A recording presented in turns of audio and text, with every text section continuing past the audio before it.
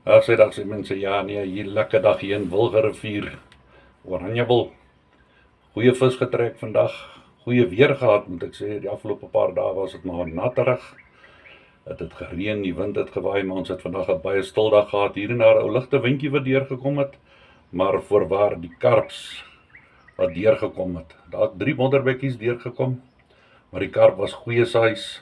Hulle het gevat op mielies, Wix mielies en dan ook op die softe floats, jou garlics en daai tipe die normale goed waarmee mens gaan maar garlic, banana, maar die Wix mielies en jou chili mielies, hot chili mielies, lyk vir my is die ding wat die ding gedoen het hierso. So ja, dit het 'n lekker dag gewees en ons hoop maar nou weer om binnekort vir julle 'n videoetjie te plaas van 'n ander plek. Ek gaan ook maar die fotootjies van die visse hier opsit. So ja, dit was nou lekker en ons sien julle by die volgende dam.